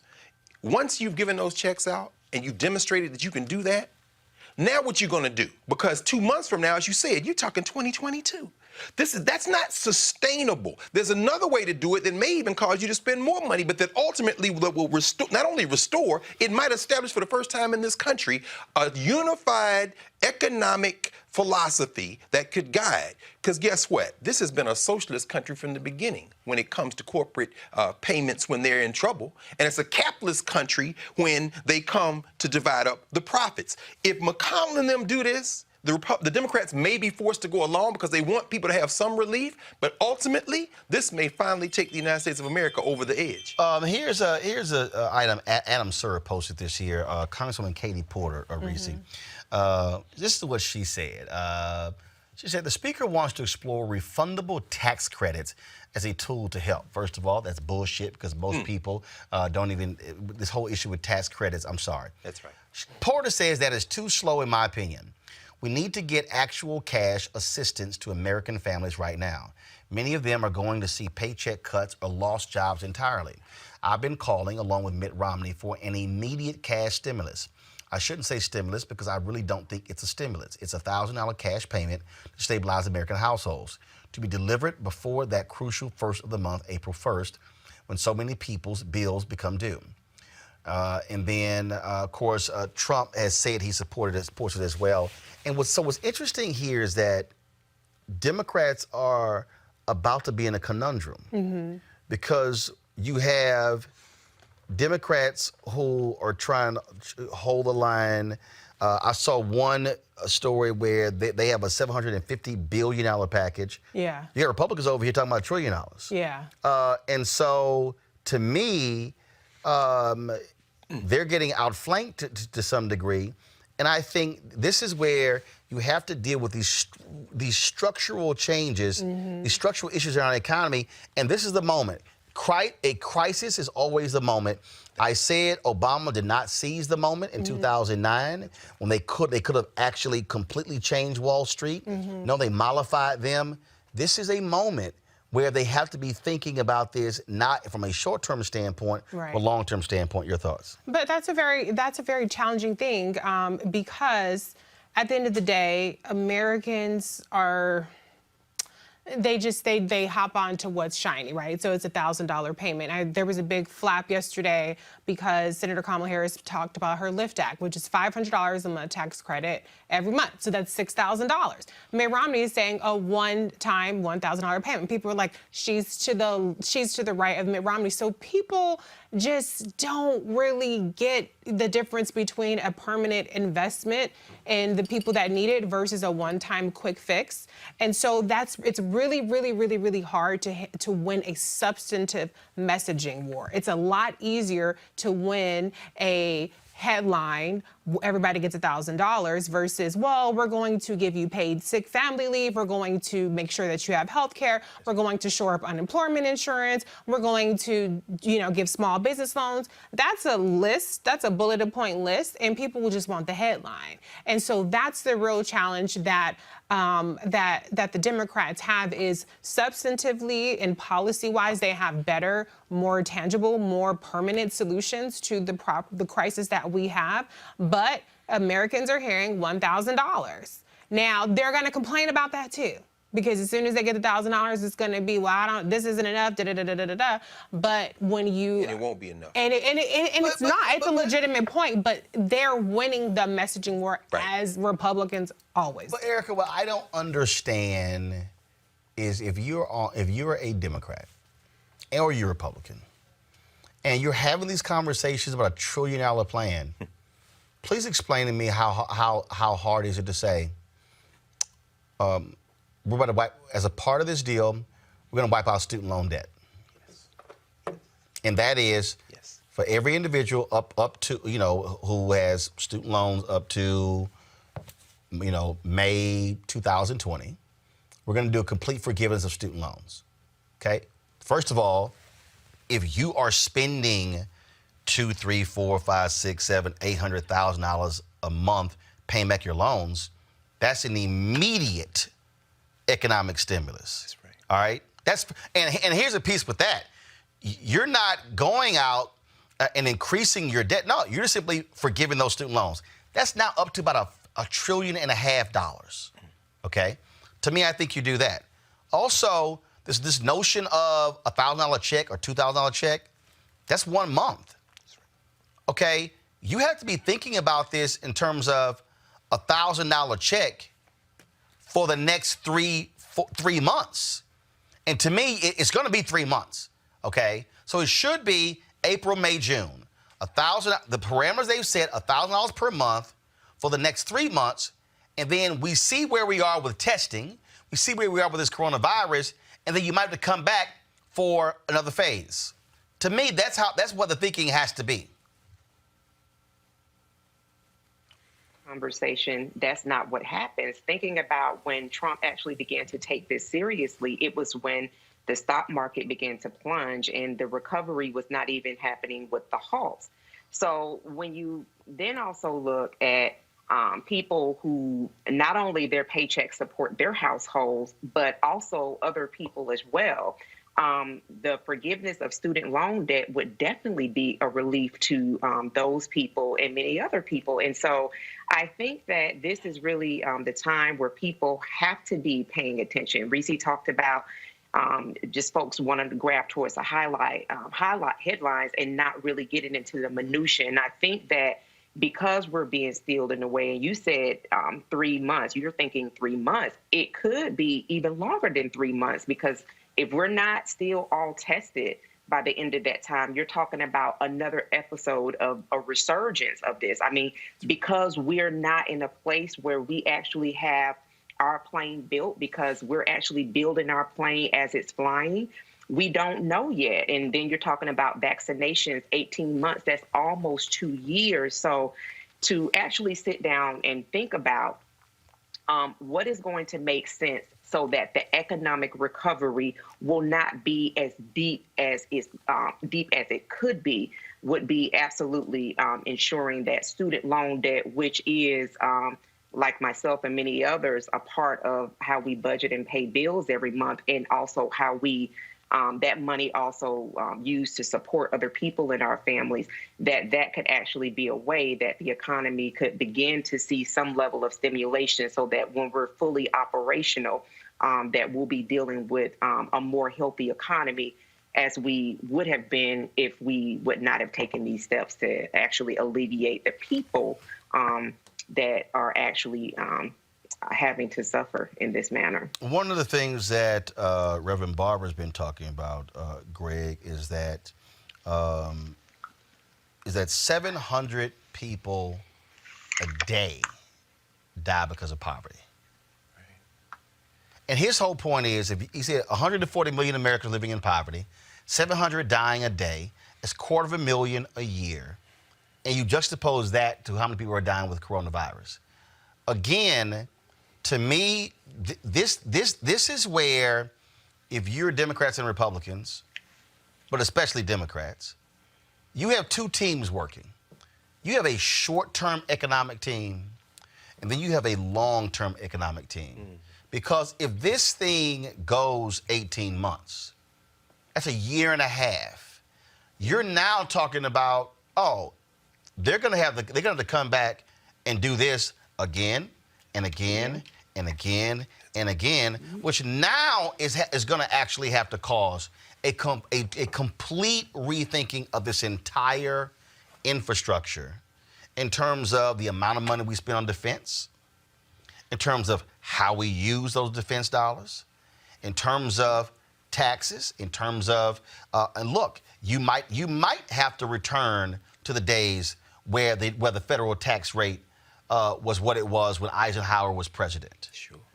Okay? I mean, those are the sort of different things. You might have to have a Congress that gives the IRS an additional $5 to $10 billion to hire people to do real audits of the super rich. No question. I'm thinking about the Panama Papers. I'm thinking about all these offshore companies. Yes, sir. And things along those lines. Yes, sir. You know, this actually might require Congress to say, oh, we now got to get serious with where all the money's been going, because we've allowed rich folks to literally steal for decades now, and then we want poor and middle-class people to be the ones to have to pay for this whole deal. That's absolutely right. Roland, as you were talking, I was thinking and listening to you and thinking about what Reverend Barber has said. Wouldn't it be ironic if what Martin King wrote about in Where Do We Go, Chaos or Community would be the thing that we are faced with now, a generation later? We know, of course, about the flu of 1918, the global virus. You know, that came at the end of World War I. What happened a decade later? The Great Depression. And people think that the United States was pulled out of the Great Depression by great ingenuity. No, World War II really is what pulled them out. But what aided them as well was the New Deal. This is probably the largest infusion of public dollars into an economy in history up until now. So when you say that, Roland, it's very interesting. You know, I'm thinking about this. What is a loan, after all? What is a student loan? What is a loan for a home? A loan that a bank makes, that a private lender makes, or the government makes, is a loan that is betting that the person or the entity you're loaning money to will be productive enough to repay the loan and give you some interest. So if the United States were to expend trillions of dollars right now, it would be a bet against the productivity of the American people. So the money that the United States would be injecting into the economy would not be from the savings of the United States. It would really be borrowed. That's what they're doing. For example, Italy, the EU now has said they're going to go up with $1 trillion, right? They're infusing that into bonds. In this case, they would be putting it into the hands of businesses that would keep people employed. And before it goes, because this gang that can't shoe straight, the Three Stooges, Mnuchin, Kudlow, and Leland, these clowns don't know nothing about it. Even Mnuchin is saying it could be 20% unemployment. Ain't nobody listening to you, man. But ultimately, if you loan that kind of money to private industry and to individuals, gig economy people driving Lyft and Uber and everything else, and you put them in a position to keep working, you've then given them a loan that will allow you to get past a year, 2 years, 3 years, a vaccine, a resurgence, as we just heard Erica say, because when you come back in the fall, if it follows the pattern of most other diseases like this, there's going to be a resurgence. One of the reasons why you maybe don't want to test everybody at the same time is because there is no healthcare system that could contain all those people showing up. But my point is this: if you give a loan, if you think differently, you're betting against the productivity of the American people. Finally, to Reverend Barber's point, what you're really saying is now we're going to invest in the people in this country. And if you invest in the people in this country in this way, you might have a country at the other end of this, instead of pretending that the world is defined by the lines around nation states, because as we just heard Erica say, and you said as well, Reese, there are global supply chains. What happens when the stuff at Walmart runs off the shelf because it can't come in on the boats in San Francisco from China? What happens when the food in the grocery stores is not on the shelf? So when Dr. Calder tells us to eat fruits and vegetables, they're not there. Why? Because they can't come in from Mexico or Canada. Right. But you've got to think differently, to your point and to Barbara's point. And if you don't think differently, this whole thing could collapse. And now you got a problem. because you can't bet against the full faith and credit of the United States economy, because the United States economy has been ravaged by the capitalists, by the elite, by the economic elite. These people got to think differently. Right. And Erica, again, what I keep saying is that what this thing is doing, it is exposing every facet of this economy. Yesterday, we talked about 40% of the kids in Dallas Independent School District don't have internet at home. So you got all these people all these policymakers who are making decisions about folks in terms of, pads and computers, and they make the assumption, well, everybody has internet, but they don't. All the people who were bitching and moaning early on about, well, what do you mean we have to keep the schools open to feed children? Because they didn't understand the number of kids who at school was the only place where they're getting getting at least 2 meals, breakfast and lunch. And so that's what this is doing. And again, I think you've got to have individuals who are in Congress. To me, if you're Nancy Pelosi, you got 2 work groups going on. You've got your short-term work group who has to deal with this pandemic over the next 30 to 90 days. Yes. Then you have another team who is saying, if this thing goes 18 months, we now have to be thinking completely different about this because, see, look, unemployment applications, benefits, are exploding. Yeah. Where's that money going to come from? And so now you got to start looking at, again, this entire economy. And because what this thing is exposing, it is exposing the guts of the economy, and people are now going, dang, I didn't realize that. So you got 800,000 people who work for hotels who may very well be out of a job in a week. It's 800,000 people who are not going to have income, who are not going to be able to pay their mortgage or pay their rent or their light bills or their food bills. I mean, that's just that particular sector. We can go on and on and on. That's what this whole thing is exposing, and I think it's making it real for the people when Senator Burr sells off his stock, because guess what? His worth also is largely in that stock, so we know exactly what he was doing. I saw they said his worth is $1.7 million. Most of that was in the stocks he actually sold. So we know exactly what he was doing was protecting his money. Absolutely. And the most vulnerable are the ones who are going to pay the price for that. And then I'm thinking about all the college campuses that have closed, that have canceled. And so those students are coming back home if they have a home to come to. We also have first generation students who college is home for them, right? And that's how they eat. I think that when you're talking about exposing all the vulnerabilities of our democracy, that this is a time that we really see why government is important, and the ways in which government has had several social safety nets for all of us to protect all of us, whether we like it or not. I don't know anyone who really just enjoys paying taxes, but knowing that I am paying taxes so that in the event, or, for Social Security, Medicare, to ensure that hospitals have money, that schools are able to run as functionally as possible. Like, all of these things are the reason that we pay taxes, and that we're seeing now that there are people who, even as we speak, that even though we're in perilous times, are looking at ways to take advantage of the greater majority of the population, and they call themselves patriots. So I think one of the things that through this, as we continue to move through this, and you talked about those 2 different work groups, that this is also an opportunity for us to actually see what the functions of government are and have another level of appreciation of that. Because even while this crisis is happening, we have the census. A lot of people, I know I received my census notification a couple of days ago. We have the census actually happening, and that the census, those trillions of dollars to help protect communities and make sure that government is functioning, is at risk right now, because look at where all of our attention is being pulled. So I think that the House really, really, really needs to find ways. Reese talked about that messaging piece.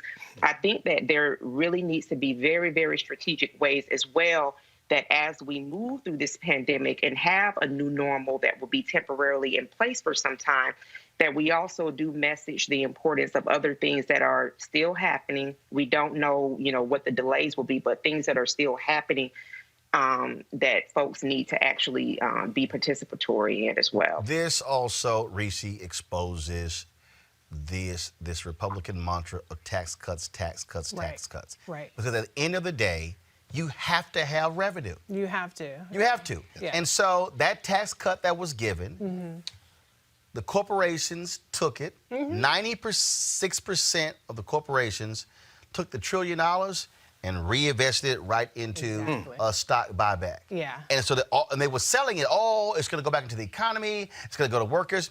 Never. They were not going to build enough facilities because, first of all, productivity was already high. They had not replaced a lot of the jobs that were lost because of the economic crisis in 2007, 2008. And so it's kind of like, oh, we can get by with less. That's what you're dealing with here. And again, I think at some point, you're going to have your big thinkers and the people who are in Congress who are going to have to start yelling from the rooftops, hey, we had better start thinking about this entire economy and how we fund it in a completely different way.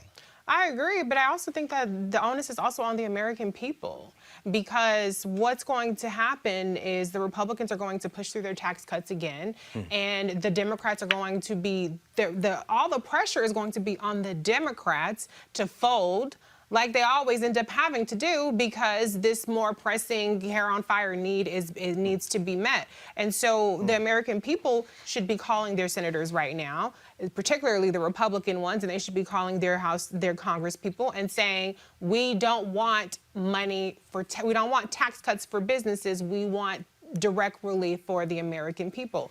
We have to start stepping up. An election, provided that we still have one, is in November. The earliest that we would even have a change in government is in January. That's a long time, so we have to work with the government that we have right now. What was trending yesterday? People versus Pelosi. Today it was people versus Schumer. And so this is where the Democrats that are actually trying to have a broader approach, a more effective approach, are being outgunned, because the pressure is coming on them. The pressure is not going on Mitch McConnell, and people are, holding up Mitt Romney's proposal of $1,000 as like the holy grail. And meanwhile, like Roland, like you're saying, they're sneaking in all this other kind of stuff. And so as long as the Republicans can get away with it, they're going to continue to get away with it. And check this out. Here, we go to my iPad. So someone just posted this here. So I told you all about the Republicans' plan of $1,200 and then $2,400 for a family, and then $500 for every child, okay? But read that last paragraph.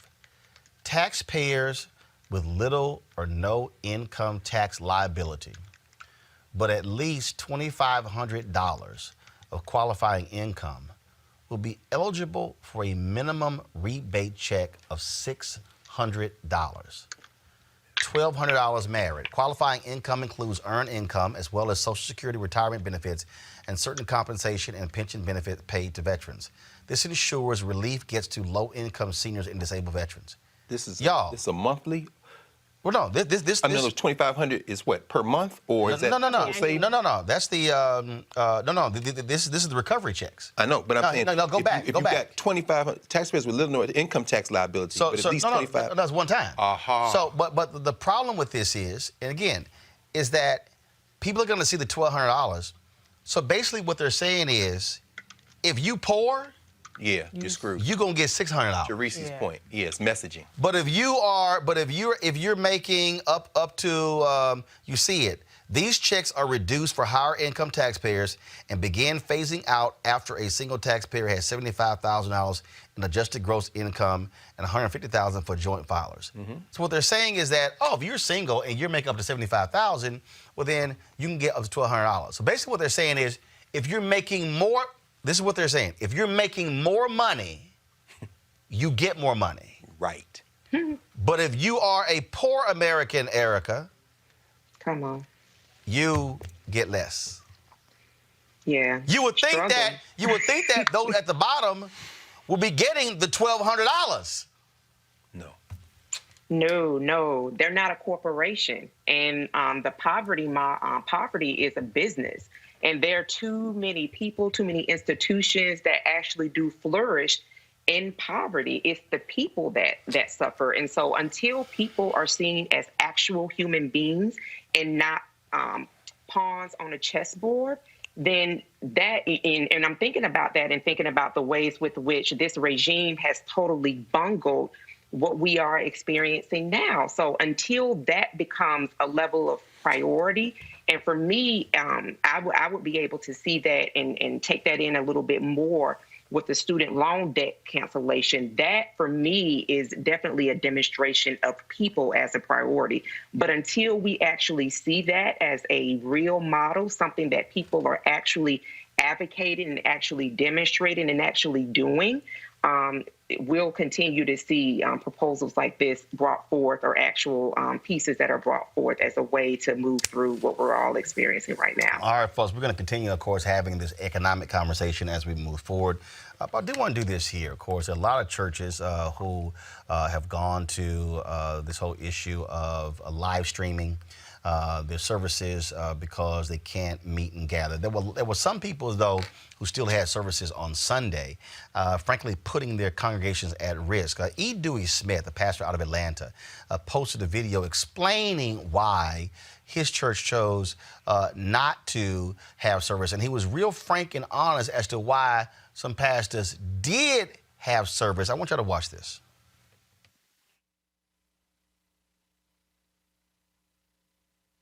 I don't want to get into no fights with pastors, but let me say this. Our mortgage here at our church is $100,000 a month. Our light bill here at our church is $40,000 a month. We have 50 employees. We got a counseling center. We have a human trafficking program that we sponsor. We're building a church in Africa.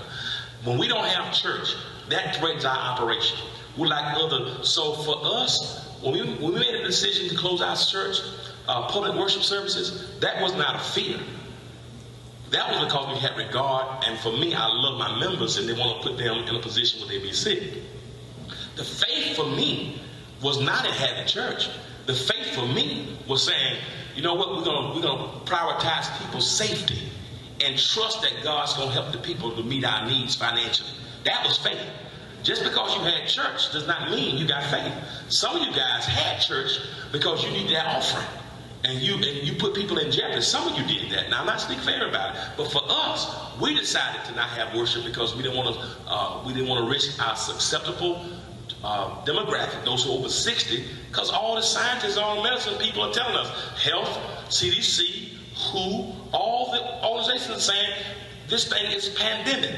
So for us to have a global pandemic and risk our membership, we felt that we want to love our members enough to let them stay safe, to follow the doctor's recommendation, and then trust that God's going to meet the needs. And I'm just believing and trusting God that we put people first. So just because somebody had church, sometimes people use those scriptures, twist them because they need the offering. Roland, I was an usher at Canaan Avenue Missionary Baptist Church as a young man, a teenager. And every time we passed the collection plate, it was the same verse, Malachi. Will a man rob God? Yet ye have robbed me. Wherein do you say ye have robbed me? In thy tithes and offerings. That brother right there gave a word. That's a word, brother. And you know what? Mitch McConnell, you clown. Donald Trump and all you rest of you people trying to figure out how to steal, as you heard Reese just say, with both hands trying to figure out a way to steal. That brother right there just showed you what the African in this criminal enterprise that you call the United States of America has kept from the time we came here, before we came here and got on the boats with it and brought here and have remained with it. Did you hear what he said? He said, I want to make sure my faith is in my people and that God will help us provide. And guess what? Those people will be the ones that come out their pocket and send that money in by any means necessary while you're trying to figure out how to steal with both hands. You better go read the Bible, Old and New Testaments, and go back to that Old Testament when you start dealing with Sodom and Gomorrah and figure out, as the Rastas know, what happens when Babylon fall. You don't have no faith in nothing but money. Forget in God we trust on your dollar bill. But let's be clear. What that brother just said, that is character. That's hard to replace, brother. That was very powerful. Yeah. All right, folks, listen up. That's it for us today. But here's the deal. I told you why this show matters, why we do what we do. When you turn on television and when you see these doctors, frankly, you're not seeing many black doctors discussing coronavirus. You're not seeing black infectious disease experts. We've had those folks on here. But you also have, again, the role of what we talk about the military. Last Friday, we had retired General Russell Honore on. Of course, many of us know him after Hurricane Katrina, talk about disaster preparedness. Yesterday, we had General Kip Ward, who was a retired 3-star, but actually he had 4 stars when he was in the Army, and he was the first leader of AFRICOM. And so we are moving to that point, and if we are being honest, the role that the military can play in terms of dealing with this issue. If you look at mainstream media, broadcast, you swear the only black person who's ever been a 4-star general was Colin Powell. You swear he's the only one. No, nobody else has ever been a 4-star general except Colin Powell. Well, the fact of the matter is, just this week, you will see 2 African Americans who've actually gotten to that rank. And you've never had more in history, more than 10 African Americans who've ever attained the rank of 4-star general. One of them, I said, was General Kip Ward. We had him on the show yesterday. Well, tomorrow, right here on the set, we're going to have Lloyd James Austin on the show, folks. He served as the 12th commander of the United States Central Command, called CENTCOM. He was the first black commander to head CENTCOM. He also was the vice chief of staff for the United States Army. And he, of course, was commanding general of the United States forces in Iraq. And again, he was nominated as to lead the U.S. Central Command by President Barack Obama. He is going to join us tomorrow, and we're going to talk about, again, from a military standpoint, how you prepare for this type of disaster. How do you implement the military in this? Go ahead and go back to it. So I want y'all to share this. We're going to post this graphic on our Instagram page, Twitter, as well as Facebook.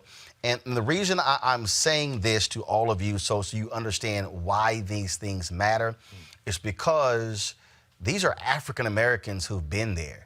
This is somebody who understands when you send in hundreds of thousands of troops and how you can build and erect hospitals, buildings, how you can do emergency relief. The fact of the matter is, we're going to see the need for the National Guard if this thing gets worse. If you look at how the cases, bottom line is this here, folks, the more testing we do, you're going to see more positive tests come out. We're already seeing that. That is going to be a problem. New York Times alert, I just got a dire shortage of gowns and masks in hospitals as well. And so we're going to have retired General Lloyd Austin on the show tomorrow to talk about, again, how the military would the military attack a coronavirus. The coronavirus is a national security issue as well. So you do not want to miss the conversation tomorrow. And so we certainly look forward to having him. And there are a couple of other retired black 4-star generals who I've been communicating with, who we want to have on as well. Why is that important? Again, whenever these stories happen, it's amazing how you can't find black experts in mainstream media. Oh, if it was a so-called black story, you're going to see. Yeah. I told y'all, if I turn the TV on and there's 5 black people on MSNBC or CNN, something black happened. Right. It's amazing how quickly they can find black experts when it's so-called it's a black story. But when it's a story like coronavirus, it's as if we don't have black experts. Well, that's why on this show we do. Also, want to thank all of y'all watching. In fact, we've never on YouTube had more than 4,000 people watching at one time.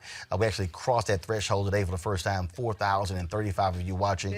We've had more than 1,100 watching on Facebook. I think the most people ever had on Facebook watching at one time was around 2,700 or 3,000. That's number, you think that number's going to go up now with everybody staying at home? No, numbers have been going up. And so we've seen that increase. We want y'all, though, to keep sharing our show, supporting what we do. I've seen some of you who have been giving to us on YouTube, and I certainly appreciate that because, again, folks, you're not getting this information other places as well.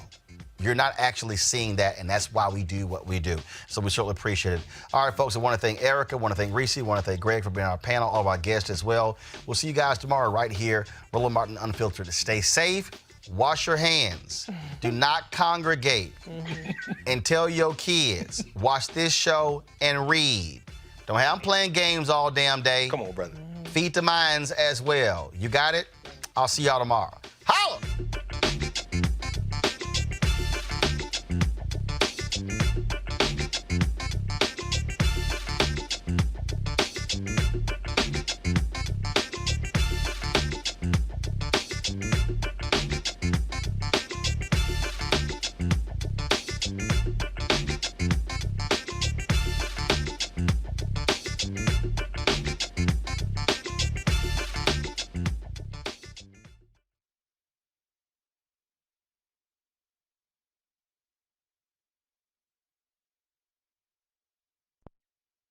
You want to check out Roland Martin Unfiltered? YouTube.com/Roland S. Martin. And subscribe to our YouTube channel. There's only one daily digital show out here that keeps it black and keep it real. It's Roland Martin Unfiltered. See that name right there? Roland Martin Unfiltered. Like, share, and subscribe to our YouTube channel. That's YouTube.com/Roland S. Martin. And don't forget to turn on your notifications so when we go live, you'll know it. Hey everybody, this is Sherry Shepherd. You're watching Roland Martin Unfiltered, and while he's doing Unfiltered, I'm practicing the wobble.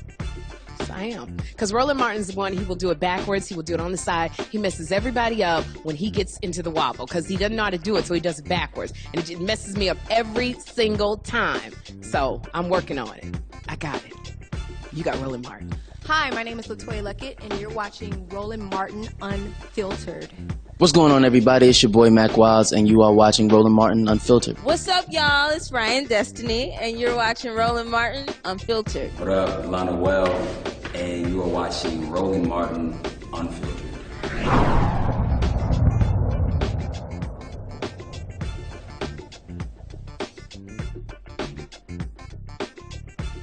You want to support Roland Martin Unfiltered? Be sure to join our Bring the Funk fan club. Every dollar that you give to us supports our daily digital show. There's only one daily digital show out here that keeps it black and keep it real. It's Roland Martin Unfiltered. Support the Roland Martin Unfiltered daily digital show by going to RolandMartinUnfiltered.com. Our goal is to get 20,000 of our fans contributing $50 each for the whole year. You can make this possible. RolandMartinUnfiltered.com. Hey fam, want to check out Roland Martin Unfiltered? The blackest show on all of digital, cable, and broadcast. Check out our audio podcast. There's only one daily digital show out here that keeps it black and keep it real. It's Roland Martin Unfiltered. Press play.